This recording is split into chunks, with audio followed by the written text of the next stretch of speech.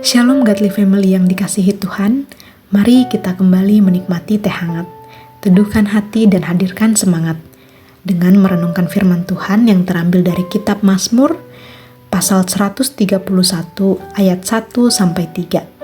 Saya akan membacakannya bagi kita. Demikian firman Tuhan. Nyanyian ziarah Daud. Tuhan, aku tidak tinggi hati dan tidak memandang dengan sombong. Aku tidak mengejar hal-hal yang terlalu besar atau hal-hal yang terlalu ajaib bagiku. Sesungguhnya, aku telah menenangkan dan mendiamkan jiwaku, seperti anak yang disapih berbaring dekat ibunya. Ya, seperti anak yang disapih jiwaku dalam diriku. Berharaplah kepada Tuhan, hai Israel, dari sekarang sampai selama-lamanya. Godly Family, mendengar kata menyerah, tidak sulit bagi kita untuk berpikir bahwa kata tersebut identik dengan sebuah tindakan mengaku kalah atau pasrah dan memberikan diri untuk tunduk pada hal tertentu.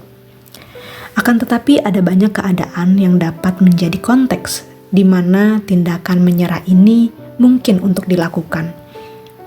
Entahkah itu karena ada kewajiban untuk menyerah terhadap sesuatu, atau di dalam keadaan sukarela karena tidak ada pilihan lain yang dapat diambil ketika menghadapi sesuatu. Itu sebabnya kita menyerah. Nah, apapun situasinya, hal yang pasti adalah bahwa tidak jarang menyerah atau tindakan menyerah itu merupakan hal yang sulit untuk dilakukan. Ketika kita menyerah, barangkali ada hal-hal yang tadinya kita anggap berharga, kita anggap penting sekali, namun kini tidak lagi dapat kita pertahankan. Godly Family, doa yang diungkapkan oleh Daud pada bagian ini juga mengekspresikan menyerah. Ya, di dalam doanya. Di dalam doanya ini Daud dengan kerendahan hati mengungkapkan bahwa ia tidak berbangga dengan keadaannya. Godly Family, kalau kita lihat perjalanan hidup Daud, kita dapat melihat bagaimana Allah sendiri yang memilih Daud untuk menjadi raja atas bangsa Israel. Dan bahkan tidak hanya itu, kita dapat melihat bagaimana Allah memberkati Daud dengan begitu luar biasa melalui berbagai kemenangan demi kemenangan yang dapat diraihnya sebagai seorang pemimpin yang disertai Tuhan.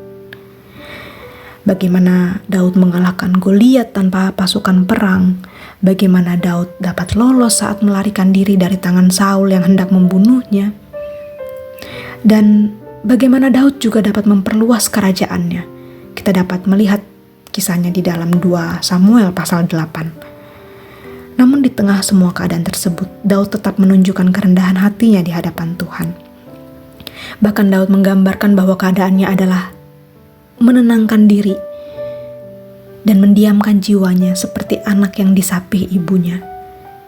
Seperti apa keadaan tersebut? Keadaan tersebut menunjukkan keadaan di mana seorang anak yang berdiam di tempat yang paling ia butuhkan, yaitu di dekat ibunya.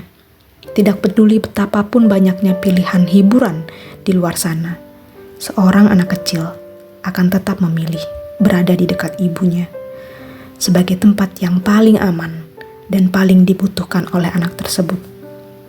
Seperti itulah Daud menggambarkan keadaan jiwanya untuk percaya kepada Allah dan tenang dekat Allah.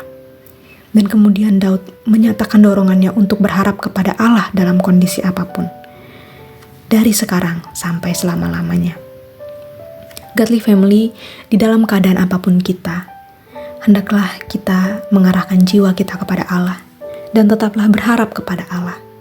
Seringkali ada berbagai hal yang mungkin kita anggap besar, dan kemudian hal-hal itulah yang kemudian menyibukkan diri kita, sehingga seringkali kemudian kita melupakan Allah, dan kita menjadi sombong, dan berbangga dengan hati kita atas keadaan-keadaan yang kita anggap besar dan penting menurut ukuran kita.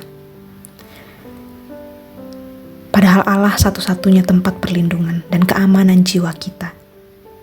Itu sebabnya kita perlu terus berharap kepada Allah, apapun kondisi kita. karena hanya dari Allah saja hidup kita berasal.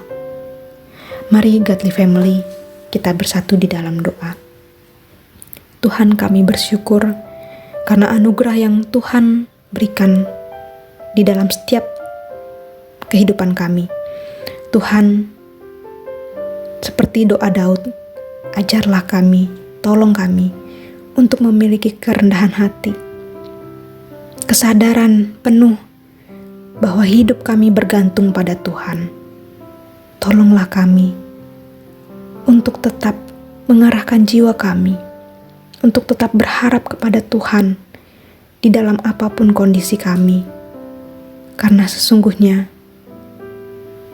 hidup kami bergantung kepada Tuhan. Dan itu sebabnya tidak ada hal-hal yang dapat kami banggakan di dalam diri kami atas kemampuan kami, karena itu semua berasal dari Allah. Engkaulah yang memberikan kepada kami. Terima kasih Bapa. Tolonglah kami untuk menghidupi kebenaran firman-Mu. Di dalam nama Tuhan Yesus kami berdoa. Amin.